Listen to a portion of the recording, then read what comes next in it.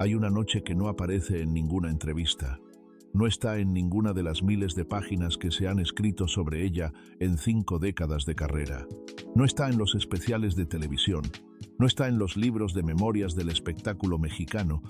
No está en los archivos de las revistas de farándula que la fotografiaron cientos de veces con esa sonrisa perfectamente calibrada que aprendió a sostener como si fuera una segunda piel. Es una noche de finales de los años 80, en una habitación que no era la suya, en una ciudad que para entonces ya era la suya, aunque no hubiera nacido en ella. Y en esa habitación no hay cámaras. No hay maquilladores ni asistentes, ni el aparato completo de la fama que siempre la rodeaba como una armadura invisible. Hay una mujer. Hay un silencio que pesa más que cualquier palabra. Y hay un hombre del otro lado de esa puerta que tiene más poder del que cualquier artista debería jamás tener que enfrentar sola, en la oscuridad, sin testigos y sin la posibilidad real de decir que no.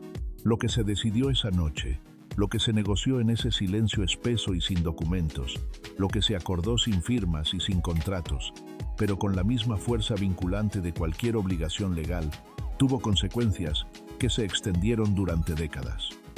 Consecuencias sobre una carrera, consecuencias sobre un dinero que debería existir y que ya no existe de la manera en que debería existir, y consecuencias sobre una niña que nació en circunstancias que nadie eligió completamente y que creció en Miami, lejos de su madre, lejos de México, lejos de todo el aparato de la fama que definía la vida de la mujer que la había traído al mundo.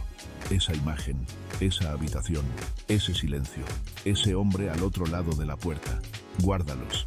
Vamos a regresar a ellos al final de este video, y cuando lo hagamos vas a verlos de una manera completamente diferente, con toda la información que en este momento todavía no tienes, pero que estás a punto de recibir. En este video vas a conocer exactamente 4 cosas que casi nadie se ha atrevido a contar sobre Lucía Méndez. No 4 rumores, no 4 chismes de revista de farándula, 4 verdades construidas sobre testimonios, sobre el registro público de su propia trayectoria, sobre declaraciones que ella misma ha hecho en diferentes momentos y que cobran un significado completamente diferente cuando se leen juntas y en orden. La primera tiene que ver con el origen, con la historia de infancia y de provincia que Lucía Méndez reescribió durante décadas de manera tan sistemática y tan deliberada que hoy resulta casi imposible saber dónde termina la persona real y dónde comienza el personaje que construyó para sobrevivir en una industria que devora a las que no saben construirse un escudo. La segunda tiene que ver con un presidente de México, con lo que esa relación representó para su carrera mientras duró, con las obligaciones que generó y con el precio que se siguió pagando mucho después de que el sexenio terminara y el hombre se fuera. Si te gusta este contenido, suscríbete para no perderte ninguna historia oculta. La tercera es la más protegida, la que más personas cercanas a ella han intentado mantener fuera del espacio público durante más tiempo. Tiene que ver con su hija, con por qué esa hija creció en Miami y no en Ciudad de México, con las circunstancias que rodearon ese nacimiento y esa separación, y con lo que ese alejamiento le costó a una madre y a una hija, de maneras que ningún comunicado de prensa puede disfrazar del todo. Y la cuarta revelación, la más perturbadora de todas, es la que nadie con algo que perder va a confirmar públicamente, pero que está escrita con claridad en la trayectoria de los últimos 20 años de su vida. Lo que quedó de la fortuna de Lucía Méndez, quién la tiene hoy, cómo desapareció, bajo qué condiciones se movió y por qué una mujer que fue la actriz más taquillera de México durante casi 2 décadas necesita hoy aceptar proyectos que están muy por debajo de lo que su trayectoria debería garantizarle. Si abandonas este video antes del final, esa última revelación es exactamente lo que te vas a perder.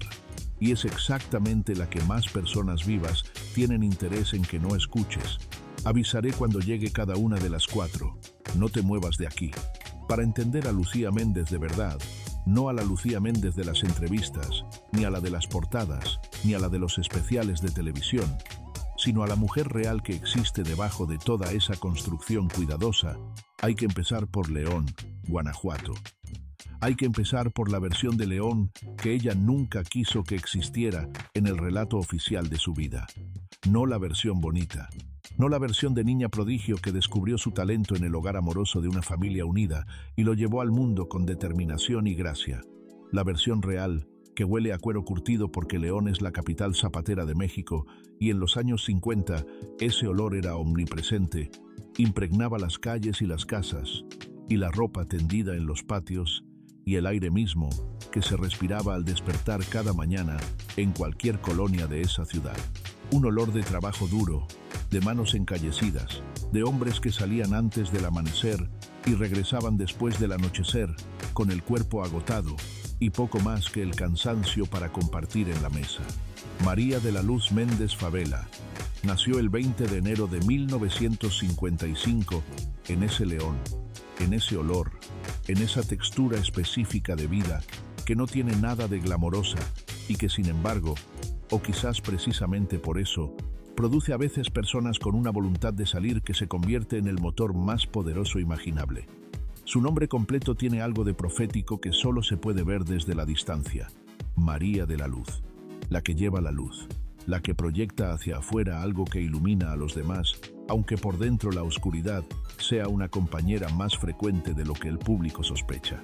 Toda su vida iba a ser esa tensión entre lo que mostraba y lo que guardaba, entre la luminosidad de la imagen pública y la complejidad de la persona privada, que aprendió desde muy temprano que ciertas verdades era más seguro no contarlas.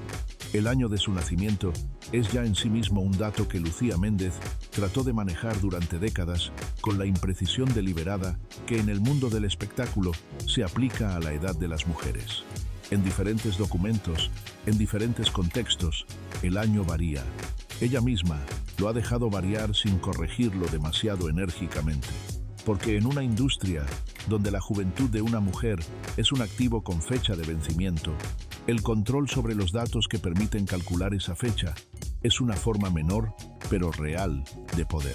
Pero 1955 es el año que los registros más confiables señalan, y es importante fijarlo, porque a partir de él se puede trazar con precisión el arco de una vida que tiene momentos de una aceleración extraordinaria y momentos de una detención igual de extraordinaria. La familia Méndez Favela no era rica. Tampoco era la familia en la miseria extrema que a veces aparece en las versiones más dramáticas de la historia de origen de Lucía, porque esas versiones también han sido construidas con una intención narrativa específica. Era una familia de clase trabajadora en la México de los años 50 y 60, lo que significaba exactamente lo que significa eso: dinero para comer, para vestir, para mantener la casa, pero no mucho más. Las vacaciones eran un lujo que no siempre se podía permitir. La educación era importante, pero estaba limitada por lo que la economía familiar podía sostener. Y la belleza de una hija, cuando esa hija era tan notablemente hermosa como lo era la pequeña María de la Luz, no era solo un rasgo físico, sino una posibilidad concreta, una puerta entreabierta hacia algo diferente que la madre. Con la intuición aguda que tienen las madres que han conocido de cerca la limitación, supo ver antes de que la propia niña pudiera entenderlo. El padre de Lucía Méndez es la figura más deliberadamente nebulosa de toda su historia pública, y esa nebulosa no es un accidente ni una omisión inocente. En las entrevistas tempranas de su carrera, cuando todavía no había perfeccionado completamente el arte del relato controlado, su padre aparece de manera vaga, presente, pero sin definición clara, parte de la familia, pero sin un rol específico en la narrativa del triunfo. A medida que los años pasaron y que Lucía fue construyendo con mayor precisión la imagen que quería proyectar, la figura paterna fue siendo gradualmente borrada o reducida a una referencia tan lateral que resulta imposible reconstruir quién era ese hombre y qué papel jugó en la formación de la mujer que se convertiría en leyenda. Personas que conocieron a la familia Méndez Favela en León durante aquellos años han dejado caer en conversaciones a lo largo del tiempo, siempre con la discreción que impone hablar de alguien con el poder cultural que tiene Lucía Méndez, que la relación entre padre e hija tuvo dimensiones que la actriz decidió no incluir en su historia oficial, no necesariamente porque fueran extraordinariamente dramáticas, sino porque no encajaban en el relato de la mujer que se hizo a sí misma, que no debía nada a nadie, que llegó hasta donde llegó únicamente por su propio esfuerzo y su propio talento y su propia voluntad indoblegable. Esa voluntad era real. Eso hay que decirlo con claridad, porque la historia de Lucía Méndez no es la historia de alguien que llegó a donde llegó únicamente por las relaciones que tuvo o por las circunstancias que la favorecieron. Hay un talento genuino en esa mujer. Hay una inteligencia emocional y una presencia en cámara que son cualidades innatas que ningún productor puede fabricar si no están ahí desde el principio. Pero el talento solo, en la industria del espectáculo mexicano de esa época, no era suficiente. Nunca lo fue. Y la historia de Lucía Méndez es también, inevitablemente, la historia de todo lo que tuvo que hacer, además de ser talentosa, para que ese talento llegara a donde llegó. El primer concurso de belleza fue alrededor de los 15 años. Guarda esa edad. Guarda ese dato con precisión, porque toda la lógica de la vida de Lucía Méndez va a repetir ese mismo patrón en diferentes contextos y con diferentes protagonistas. La oportunidad que llega antes de que la persona esté completamente equipada para manejar todas sus consecuencias. La puerta que se abre antes de que uno tenga claro del todo lo que hay del otro lado. La elección que se hace con la información incompleta que se tiene en ese momento y cuyos efectos se descubren mucho después, cuando ya no es posible deshacerla. Ganó ese concurso. Por supuesto que ganó. Y después de ese primer triunfo local vino otro concurso, y después otro. Y la cadena de victorias fue construyendo simultáneamente dos cosas. Una reputación pública que la proyectaría hacia la capital y un sistema de creencias interno que resultaría ser al mismo tiempo su mayor fortaleza y su mayor vulnerabilidad.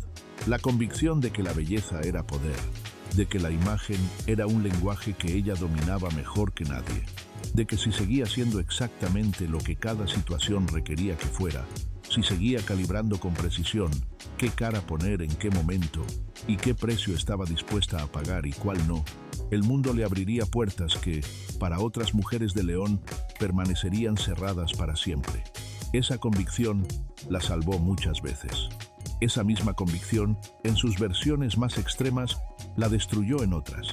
Llegó a la Ciudad de México siendo prácticamente una adolescente, con una edad que varía entre los 16 y los 17 años, dependiendo de cuál versión de su historia se consulte, y la ciudad la recibió con esa mezcla específica de fascinación y de depredación que siempre ha tenido con los que llegan de provincia, creyendo que el talento es suficiente para abrirse camino. La Ciudad de México de principios de los años 70 era un organismo vivo y contradictorio y enormemente complicado. Estaba procesando todavía el trauma profundo del movimiento estudiantil de 1968, la masacre de Tlatelolco, el horror de lo que el Estado había sido capaz de hacer a sus propios ciudadanos más jóvenes e idealmente comprometidos. Y al mismo tiempo trataba de proyectar, hacia adentro y hacia afuera, una imagen de modernidad y de normalidad y de un país que avanzaba con paso firme hacia un futuro próspero. En ese proyecto de imagen nacional, la cultura popular, las telenovelas, los cantantes, los rostros que millones de mexicanos reconocían y amaban en sus televisores, eran herramientas de cohesión social y de distracción política, con una eficacia que los gobiernos de la época comprendían perfectamente y administraban con una conciencia que hoy resulta casi transparente de tan obvia. Entrar a esa industria, siendo joven y hermosa y provinciana y hambrienta de éxito, no era simplemente una cuestión de audiciones y de castings y de talento que se reconoce y se premia. Era entrar a un sistema donde las reglas más importantes no estaban escritas en ningún contrato, donde todos los que llevaban tiempo adentro las conocían perfectamente y donde las decisiones sobre quién subía y quién se quedaba en el camino las tomaban hombres de mediana edad con poder absoluto sobre el acceso a las cámaras, a los micrófonos, a los millones de espectadores que esperaban del otro lado de la pantalla. Hombres que habían construido ese poder durante décadas y que no tenían ningún incentivo real para ejercerlo de manera desinteresada cuando tenían enfrente a una muchacha joven y brillante que necesitaba su ayuda y que no tenía, todavía, los recursos para negociar en términos de igualdad. Guarda este nombre: Ernesto Alonso, el señor telenovela. El hombre que durante más de 4 décadas fue el árbitro supremo, indiscutido e inapelable del melodrama mexicano en Televisa. Productor, director, actor, figura cultural de peso propio y, sobre todo, la persona que decidía quién era protagonista y quién no, quién tenía talento suficiente para el primer plano y quién debía conformarse con los papeles secundarios, quién llegaba al estrellato y quién se quedaba en el camino. Ernesto Alonso fue el primer gran poder de la industria con el que Lucía Méndez tuvo que aprender a navegar, a negociar, a encontrar el equilibrio entre lo que él necesitaba de ella y lo que ella necesitaba de él. Lo necesitarás para entender lo que viene después. Guárdalo. Los primeros años en la capital fueron de escalada lenta y de aprendizaje acelerado en todos los frentes simultáneamente. Pequeños papeles en telenovelas, apariciones en programas de variedades, contratos de publicidad menores. El trabajo de construir presencia en una industria que ya tenía sus figuras establecidas y que no hacía espacio fácilmente para las que llegaban de fuera. Y al mismo tiempo, el aprendizaje paralelo, el que nadie enseña formalmente, pero que la industria transmite con una eficiencia que es casi admirable. El aprendizaje de qué decir y qué no decir, de cómo moverse en una habitación donde hay productores, de qué sonrisa usar con quién, de qué petición resistir y cuál era mejor no resistir, de qué precio estaba dispuesta a pagar y en qué condiciones. Ese aprendizaje no se completó en un día ni en un mes. Se fue sedimentando con cada experiencia, con cada negociación exitosa y con cada negociación que salió mal, con cada puerta que se abrió y con cada puerta que se cerró, hasta que Lucía Méndez desarrolló una intuición para el poder y para sus mecanismos, que sería a la vez su herramienta más eficaz y la fuente de sus mayores errores de cálculo. Su primera telenovela protagónica llegó a principios de los años 70 y con ella llegó el primer contacto real con lo que significa la fama en su versión mexicana. El reconocimiento en la calle, las cartas de admiradores, las portadas de revistas, la sensación de que millones de personas que nunca te han visto en persona sienten que te conocen de toda la vida. El público mexicano tenía con las telenovelas de esa época una relación que va más allá de lo que hoy llamaríamos entretenimiento. Eran rituales colectivos, eran el espejo donde una sociedad en proceso de urbanización acelerada, donde millones de personas habían dejado sus pueblos y sus ciudades pequeñas para instalarse en una megalópolis que no les resultaba completamente propia, procesaban sus propias historias de amor y de traición y de lucha y de esperanza. Y Lucía Méndez entendió ese espejo con una intuición que ninguna escuela de actuación puede enseñar porque no proviene de la técnica, sino de haber conocido de cerca la necesidad, de haber entendido en carne propia lo que es querer algo con una desesperación que a veces se convierte en el único combustible disponible. 1975. Lucía Méndez se convierte en una de las actrices más reconocidas y más queridas de la televisión mexicana.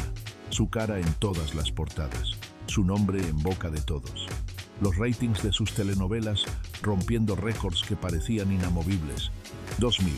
Lucía Méndez, haciendo apariciones especiales en producciones que están muy por debajo de su nivel histórico, aceptando proyectos que en su momento de gloria habría rechazado, sin pensarlo 2 veces. 25 años de una distancia que nadie que la vio en el pico de su fama hubiera podido prever. Algo pasó en el medio, algo grande, algo complejo, algo que tiene múltiples nombres y múltiples responsables y múltiples silencios que han sido cuidadosamente mantenidos durante décadas. El ascenso de Lucía Méndez durante los años 70 y la primera mitad de los 80 fue espectacular en el sentido más literal de la palabra.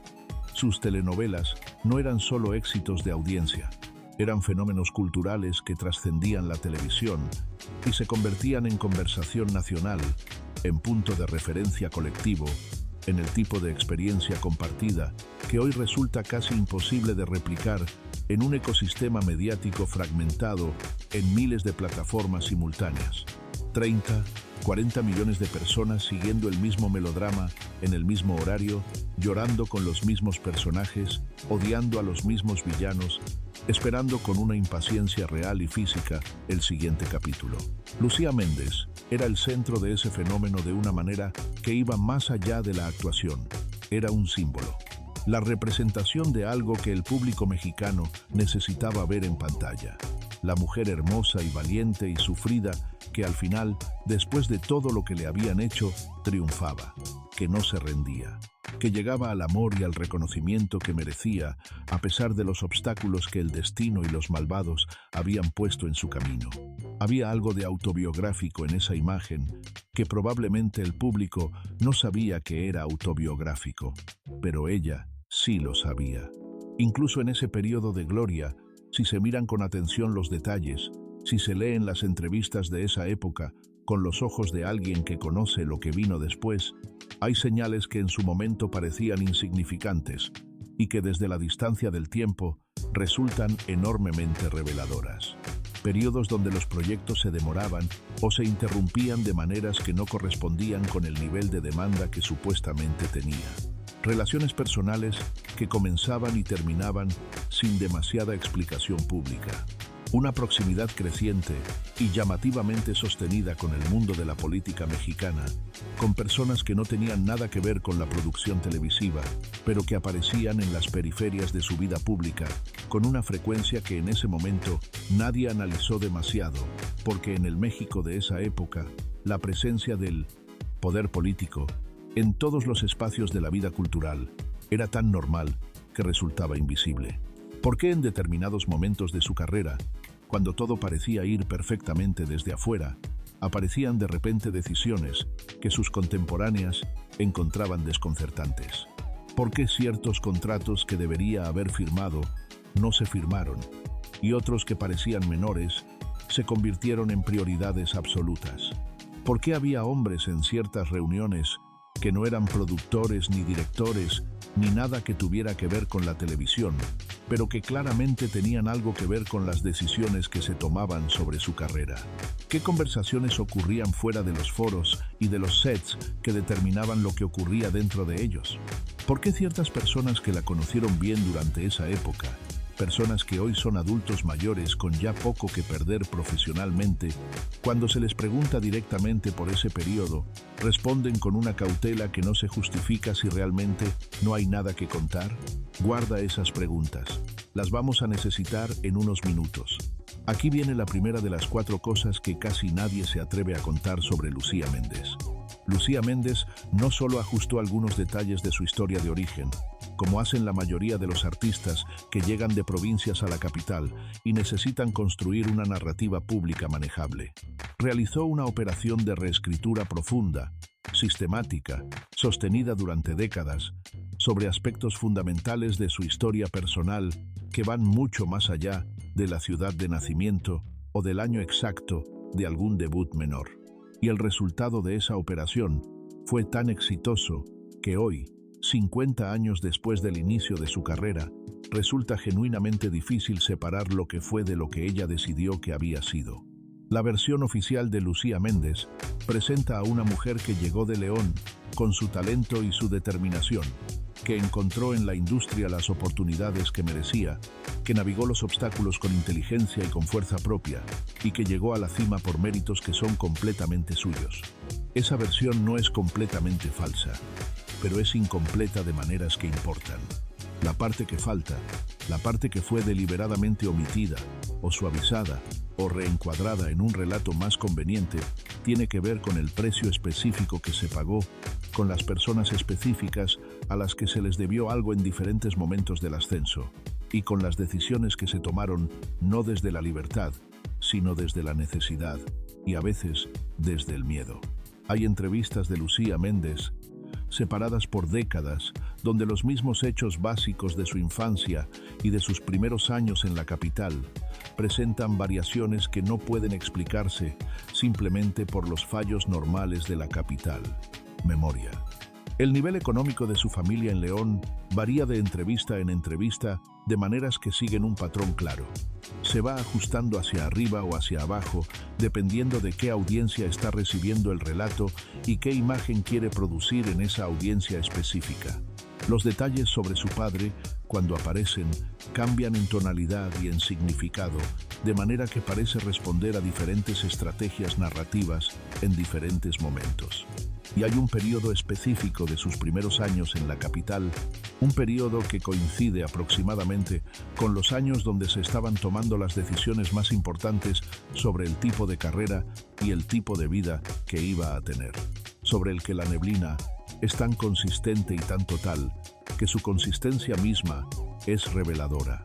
Lo que esta operación de reescritura revela no es simplemente vanidad, aunque en el mundo del espectáculo la vanidad sería completamente comprensible y no merecería mayor análisis. Lo que revela es algo más urgente y más oscuro: el nivel de control sobre la propia narrativa que desarrolla alguien que aprendió muy temprano, en circunstancias muy específicas, que en esta industria quien controla su pasado, controla su presente y eventualmente controla lo poco del futuro que le queda por controlar. Eso no se aprende en los libros. Eso se aprende en habitaciones sin cámaras, en conversaciones que nunca se graban, en situaciones donde la vulnerabilidad que se muestra puede ser usada en tu contra de maneras que nadie va a poder probar después, pero que son completamente reales mientras están ocurriendo. Quizás tú también has sentido esa presión alguna vez, la de presentar una versión de ti mismo más ordenada y más coherente y más exitosa de lo que la realidad de lo que viviste permite. La de borrar de tu historia los capítulos que no encajan en el relato que necesitas construir para que ciertos ojos te vean de cierta manera. La de mantener una imagen frente a tu trabajo, o frente a tu familia, o frente a personas cuya opinión importa por razones que no siempre son completamente racionales, que no refleja del todo lo que pasa por dentro.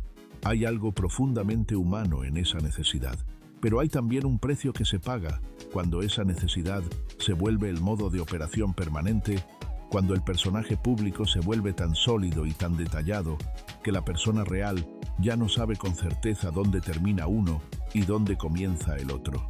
Ese precio, Lucía Méndez lo pagó, de maneras que estamos a punto de explorar con más detalle.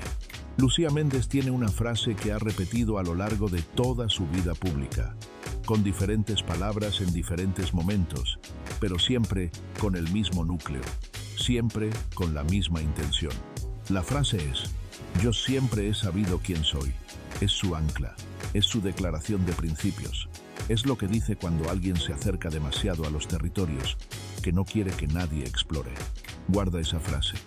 La vamos a necesitar varias veces más, y cada vez que regresemos a ella va a sonar de una manera un poco diferente, un poco más oscura, un poco más honesta de lo que suena la primera vez que la escuchas.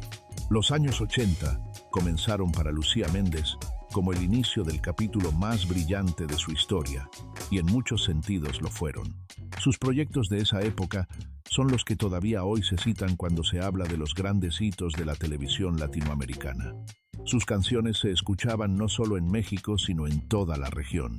Su imagen se había convertido en un producto de exportación cultural con un reconocimiento que muy pocos artistas mexicanos de cualquier época han logrado igualar. Era, en el sentido más completo y más exigente de la palabra, una estrella internacional.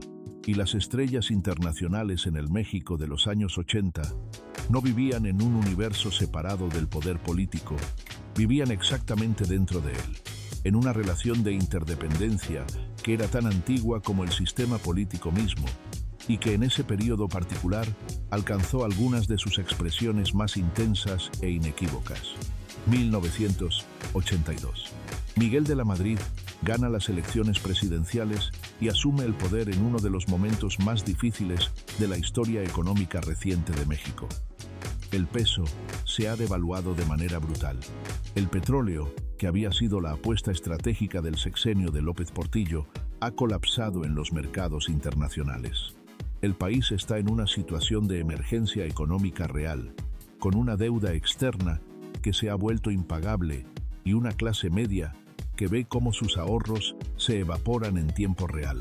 En ese contexto de crisis, la industria del entretenimiento sigue funcionando con una intensidad casi febril, como si la necesidad colectiva de escapar hacia la ficción fuera la única respuesta posible ante una realidad que nadie, ni los gobernantes ni los ciudadanos, sabe completamente cómo manejar.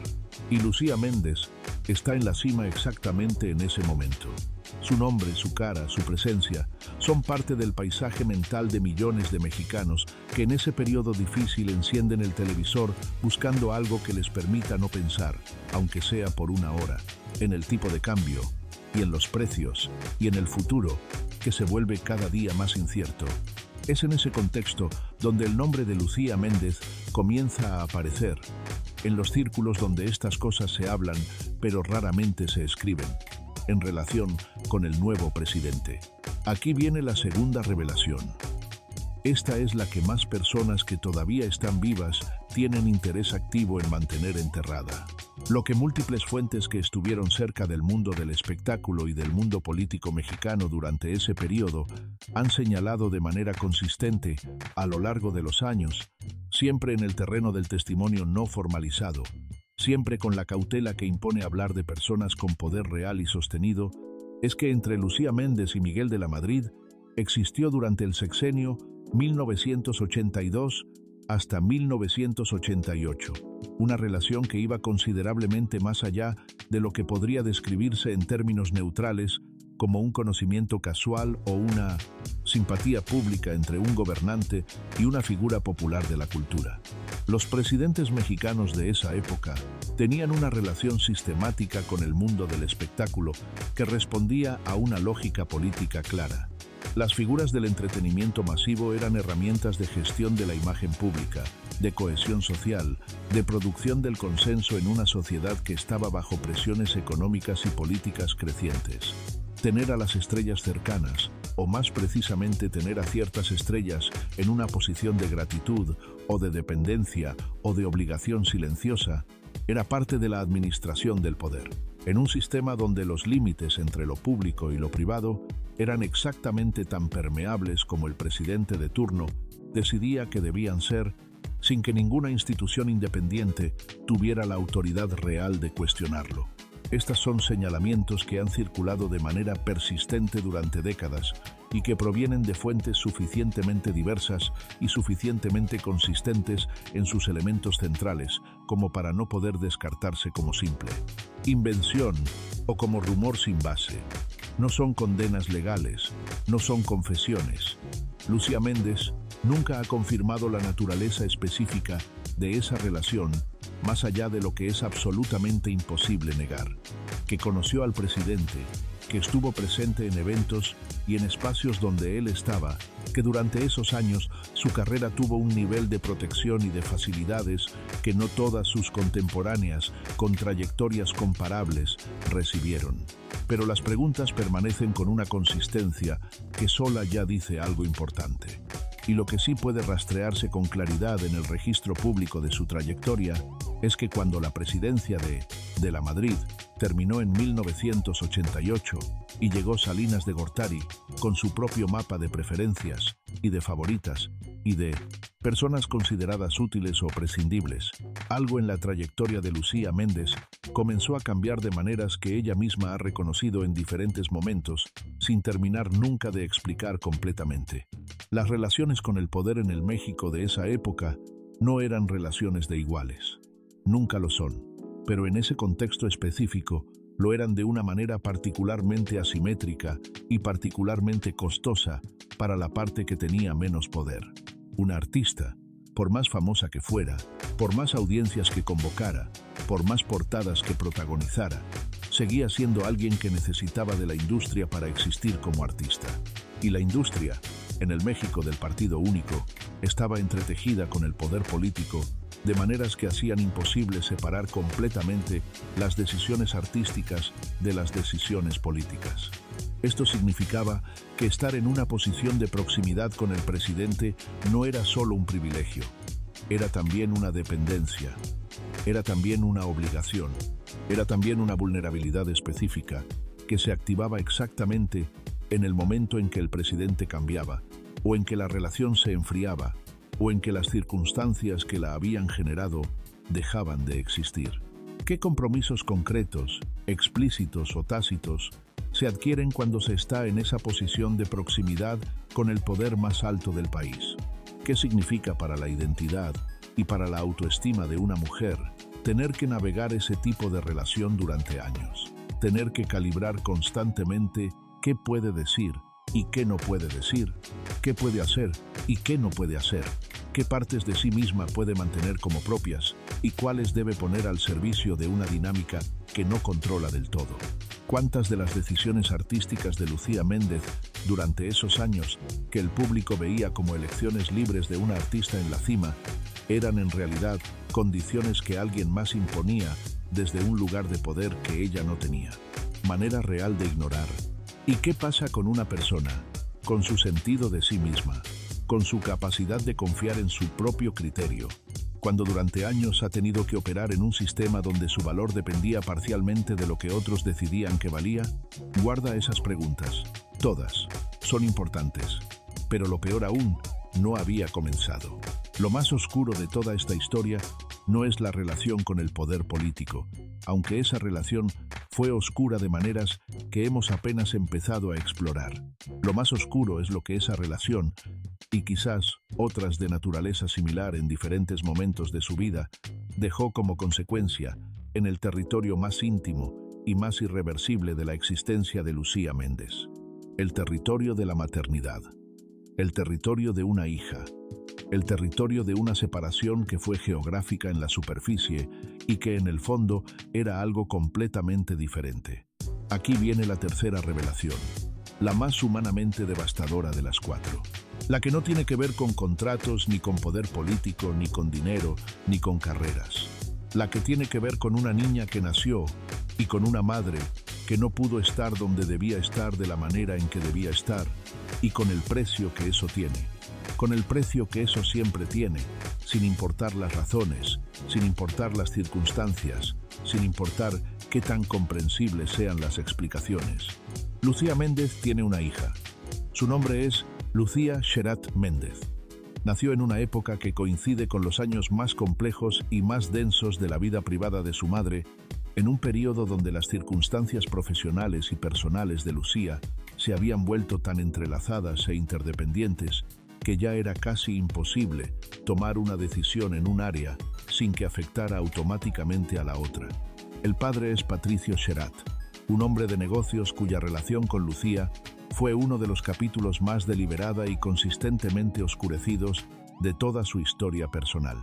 No porque el oscurecimiento de ese capítulo específico tenga en sí mismo una explicación sencilla, sino porque ese capítulo está conectado con otros capítulos que Lucía tampoco ha querido iluminar del todo, y los oscurecimientos se refuerzan mutuamente de una manera que hace que tirar de cualquiera de los hilos lleve inevitablemente a los demás. La niña creció en Miami, no en Ciudad de México, donde estaba su madre, no en León, donde estaban las raíces de la familia.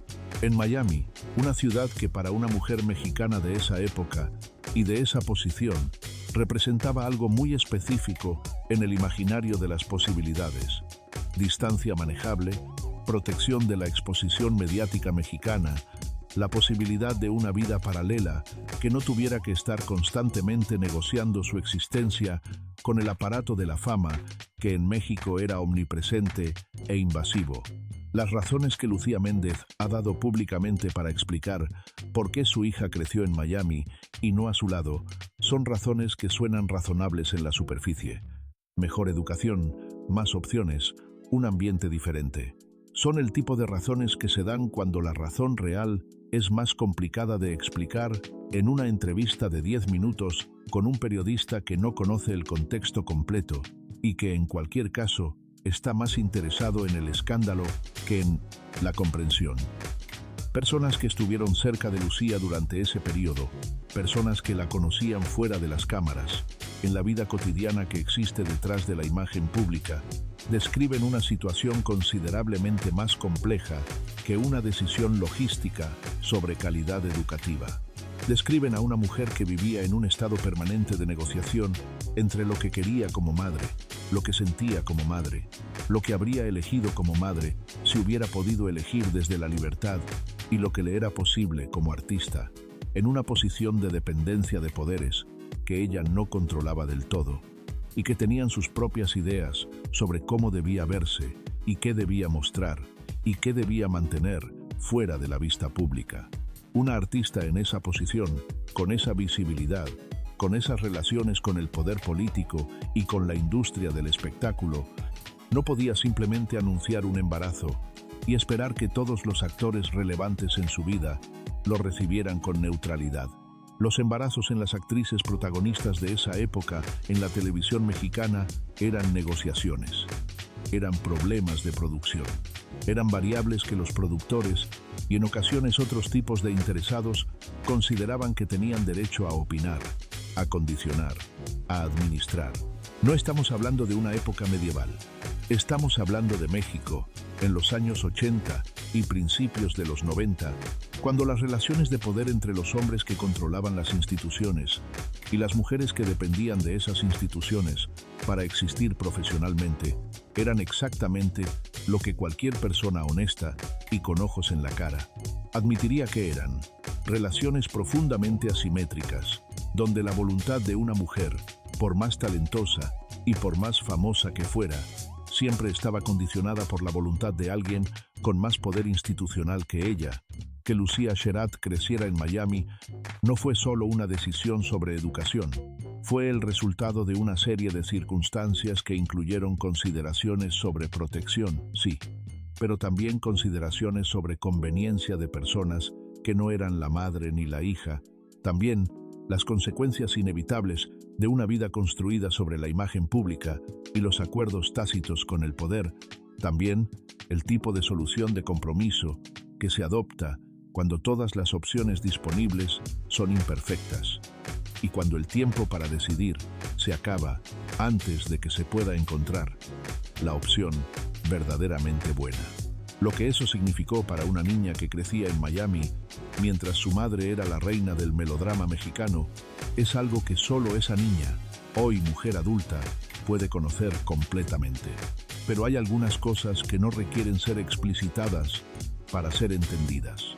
Una niña que sabe que su madre es famosa, que millones de personas la conocen y la aman y la consideran parte de sus vidas, pero que esa misma madre no está en casa cuando la niña regresa de la escuela, que no está para las noches de fiebre, ni para las primeras decepciones, ni para los momentos pequeños y no fotografiables, que son los que en realidad construyen la relación entre una madre y una hija, que está, en cambio, en un foro de Televisa siendo amada por extraños mientras la hija aprende, de la única manera que le queda disponible, a crecer con la ausencia como condición estructural de su vida cotidiana. Hay una declaración que Lucía Méndez hizo en algún momento de los años 90, cuando su hija ya era adolescente y la relación entre ellas estaba en proceso de encontrar una forma que ninguna de las dos había podido construir durante los primeros años. Dijo, con palabras que varían según la fuente, pero cuyo núcleo se repite con una consistencia que habla de una verdad que no puede mantenerse completamente encubierta, que había sido una madre que había tenido que elegir de maneras que ninguna madre debería tener que elegir. Esa frase específica, con esa formulación específica, no es la frase de alguien que tomó una decisión logística cómoda sobre educación internacional. Es la frase de alguien que eligió bajo condiciones que no eran completamente libres, en circunstancias que la excedían, con presiones que venían de fuera y que eran lo suficientemente reales y lo suficientemente concretas como para doblar incluso la voluntad más fuerte que hubiera en ella. La relación entre Lucía y su hija fue encontrando su forma con el tiempo, con el trabajo de ambas, con la paciencia que requiere reparar algo que se rompió antes de que hubiera palabras suficientemente precisas para nombrar exactamente qué se había roto y por qué. Lucía Sherat es hoy una mujer adulta con su propia vida, y la relación que tiene con su madre es la que dos personas decidieron construir sobre los cimientos de una historia compartida que no empezó de la mejor manera posible. Eso no es poca cosa. En realidad es algo notable.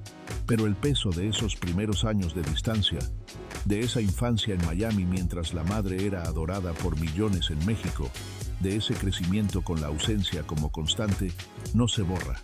No porque no haya voluntad de borrarlo, sino porque algunas cosas simplemente se metabolizan y se vuelven parte de uno, y la única opción disponible es aprender a vivir con ellas de la manera más honesta posible. Tal vez tú también sabes lo que es no haber estado donde debías estar para alguien que te necesitaba.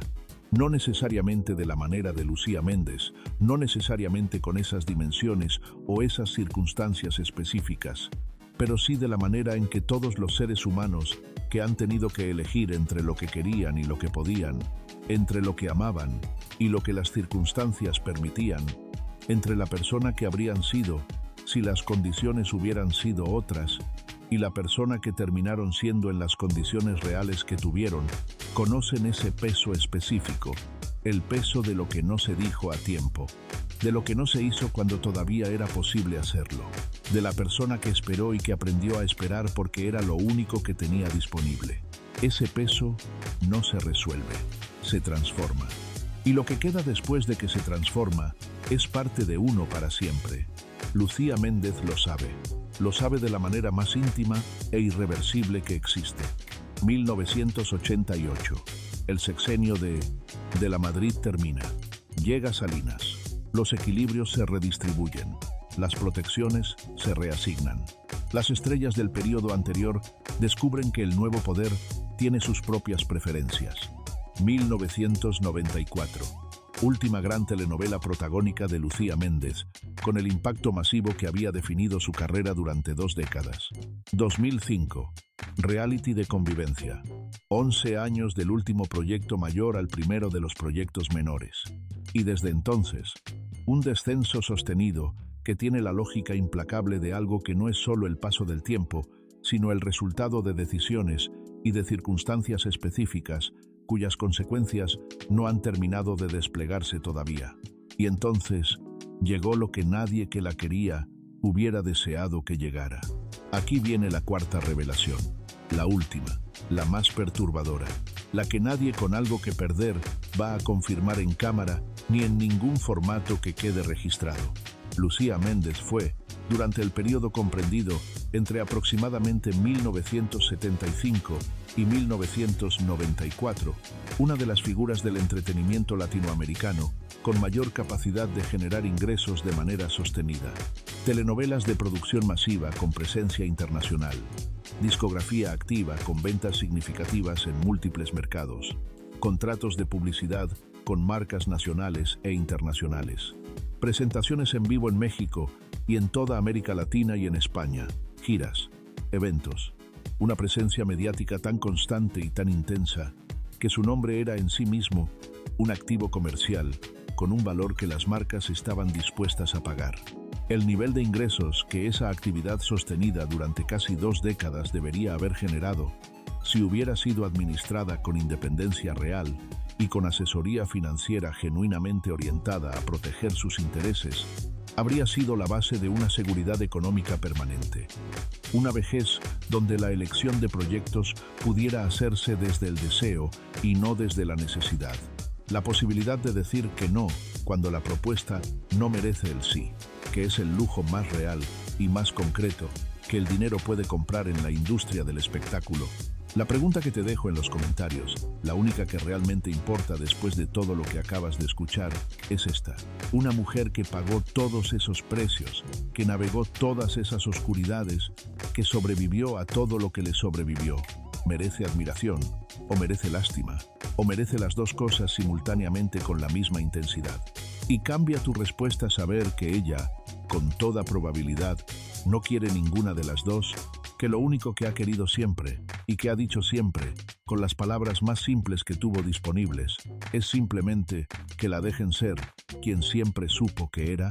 En el próximo video, vamos a hablar de otra figura del espectáculo latinoamericano, que construyó durante décadas una imagen impecable, una imagen de fuerza y de elegancia y de éxito, que el público amó y admiró, y consideró un modelo de lo que era posible.